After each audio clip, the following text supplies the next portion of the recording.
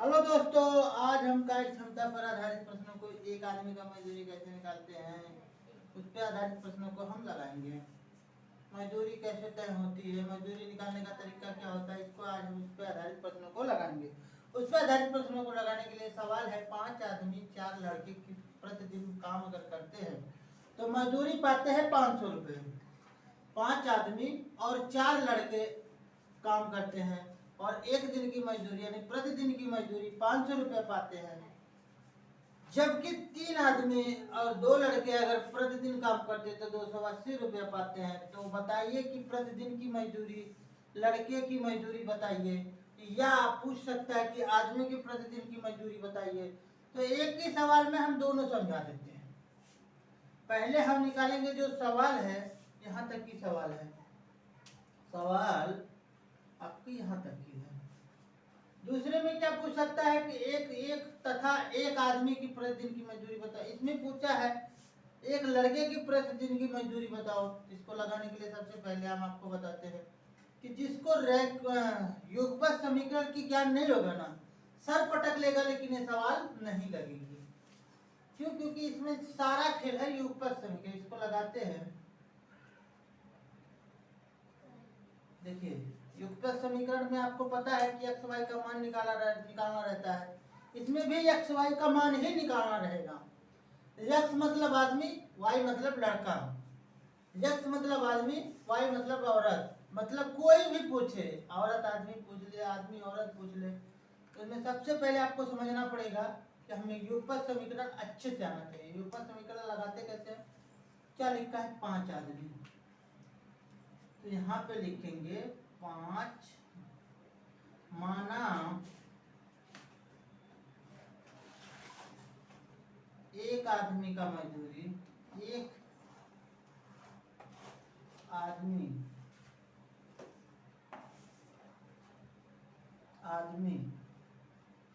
की मजदूरी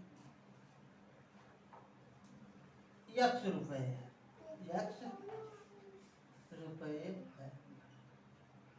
एक लड़के की मजदूरी, एक यहाँ पे लिख देते हैं, एक लड़के की मजदूरी, एक लड़के की मजदूरी y रुपए है।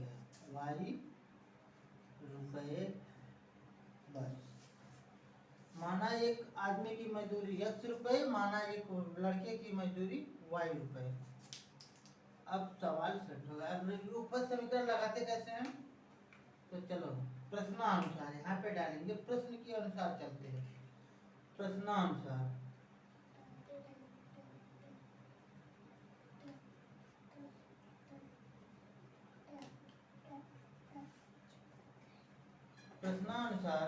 हो जाएगा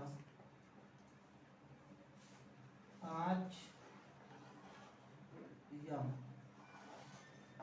बराबर धन 4 यल बराबर 500 रुपये। ये दिन की मजदूरी 500 रुपये। समीकरण नंबर 1, क्योंकि समीकरण से ही सवाल लग पाएगा। समीकरण नंबर 1 आते हैं। समीकरण नंबर 2 पे क्या लिखा है? 3 आदमी, 3 में धन 2 लड़के तो 2 यल। कितना मजदूरी पाते हैं? तो 280 रुपये। समीकरण नंबर 2। 2 समीकरण से काम बन गया। 2 समीकरण आपको मिला और दोनों में एक्स वाई का आपको मान निकालना ही है। अगर आप वाई का मान निकालेंगे तो यहाँ तक की सवाल सेट हो जाएगी। अगर आप एक्स का मान निकालेंगे तो यहाँ तक की बात है। एक ही सवाल में हम दोनों समझा देंगे कि कैसे निकलता है। अब देखिए, सवाल में जो लिखा था हमने सेम टू सेम वैसे लिख दिया। ये 5 आदमी तथा 4 लड़के की मजदूरी 500 रुपये है। 3 आदमी तथा 2 लड़के की मजदूरी 280 रुपये है। तो एक लड़के की मजदूरी क्या होगी, या एक आदमी की मजदूरी क्या होगी प्रतिदिन की? इसको लगाने के लिए अब आपको हम क्या बताएंगे। युगपत समीकरण में दो प्रक्रिया होती है। एक होती है गुणनखंड विधि, एक गुणज विधि, एक होती है भाग विधि मतलब उसे विलोपन विधि बोलते हैं। विलोपन विधि में क्या होता है कि हमेशा हमें y को गायब करना पड़ता है। तो हम लगाएंगे जब भी इस प्रकार से सवाल आए तो आपको हमेशा विलोपन विधि का ही प्रयोग करना है। विलोपन विधि में क्या होता है कि y को हमेशा गायब करते हैं, कभी कभी x को भी गायब करते हैं, लेकिन हम हमेशा y को ही गायब करेंगे। y को गायब करने के लिए यहाँ पे क्या करेंगे, या तो आप इसका एलसीएम ले लीजिए या आप तिर्यक गुणा कर दीजिए। इसका 2 का गुणा इसमें कर दीजिए, 4 का गुणा इसमें कर दीजिए, या तो इसका एलसीएम ले लीजिएगा फिर भी काम चल जाएगा। लेकिन हम क्या करेंगे, अगर इसका एलसीएम ले लीजिएगा ना तो हो जाएगा 4, तो 4 तिया है 12 और यहाँ पे आ जाएगा 2 2 2 दूना 4 5 दूना 10। तो ऐसे कर लेते हैं, क्या करेंगे पहले समीकरण से दूसरे समीकरण में गुणा कर देते हैं, पहले समीकरण से दूसरे समीकरण में गुणा कर लेते हैं।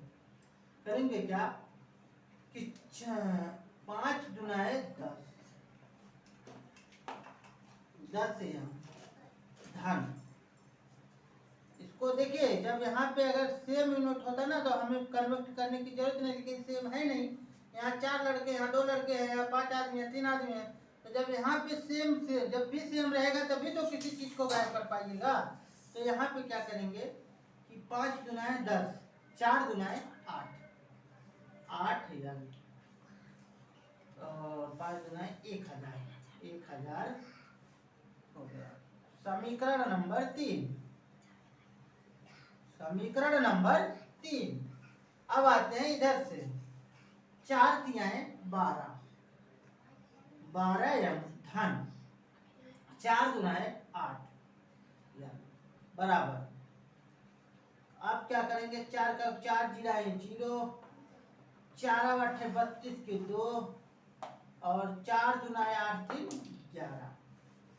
अब आ गया 11, यानी इसमें से इसको घटाना। देखिए समीकरण का एक नियम होता है, अगर इसमें पहली बार अगर गुणा किया अगर ये अंक छोटा आया तो संभावित है कि दूसरा अंक बड़ा आएगा ही, या इसे अगर पहले कर देते तो संभावित है कि दूसरा वाला छोटा आएगा ही। अब क्या करेंगे, बड़े में से छोटे को घटा लेंगे। इसको देखिए बड़े में से छोटे को घटाएंगे तो हो जाएगा -2m और धन में तो इसमें से इतना गायब हो जाएगा तो आ जाएगा यहाँ पे 0 कर दीजिए और क्या होगा 120 -120। अब क्या करिए माइनस से माइनस काट दीजिए, माइनस से माइनस कट गया। अब आ गया आपके पास 2m बराबर 120/2 आ गया 60, यम बराबर 60, यानी यक्स बराबर आपका 60 हो गया, या यम बराबर आपको 60 पकड़ लेना। अब यक्स बराबर यहाँ पे पकड़ लीजिए 60, यानी एक आदमी का एक दिन का मजदूरी है 60 रुपये। आदमी का मजदूरी एक दिन का मजदूरी है, एक दिन का मजदूरी। अब क्या करेंगे, सवाल आपकी सेट हो गई और ये हो गई समीकरण नंबर 4। समीकरण 3 में से समीकरण 4 को घटा दिया। अब आते हैं यहाँ पे, याद तक हो गया। अब क्या करेंगे 60 को, अब आदमी का मजदूरी तो पता चला, लड़के का बताना था तो लड़के के लिए क्या करेंगे, 60 को आपको क्या करना है 3m, या तो समीकरण नंबर पहले पे रख दीजिए, दूसरे पे रख दीजिए, तीसरे पे रख दीजिए, चौथे पे रख दीजिए, किसी पे भी रख दीजिएगा तो मान्य आ जाएगा लड़के का। इसको लगाने के लिए समीकरण नंबर 1 पे रख लेते हैं, 1 पे रख लेते हैं। तो 5m गुणे 60 धन 4l बराबर 500। अब क्या करेंगे 60 पंजे 300 300m धन 4l बराबर 500। अब क्या करेंगे, 300 प्लस में इधर जाएगा, माइनस में हो जाएगा, हो गया 4 बराबर 500 माइनस 300।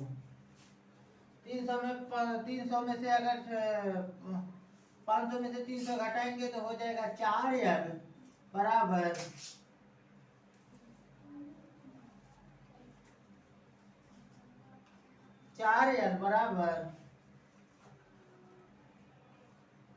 200। यल बराबर 200 बटे 4, यल बराबर 50 रुपए लड़की की मजदूरी है।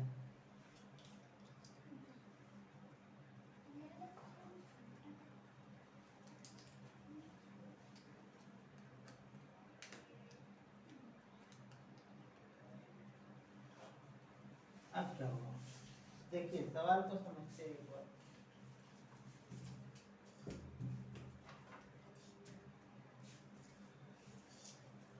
सवाल को समझते हैं।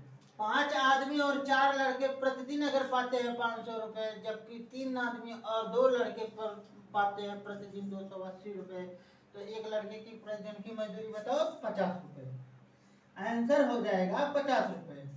लेकिन अगर पूछ ले दूसरा देखिए, इसमें ऐसा तो है नहीं कि पूछ लेगा लड़के की मजदूरी, पूछ लेता आदमी की भी मजदूरी बताओ, तो आदमी को भी लगाने के लिए सेम प्रक्रिया यहाँ तक रहेगा और ये हो जाएगा सही। ठीक है, आदमी की मजदूरी प्रतिदिन 1 दिन की मजदूरी 60 रुपए।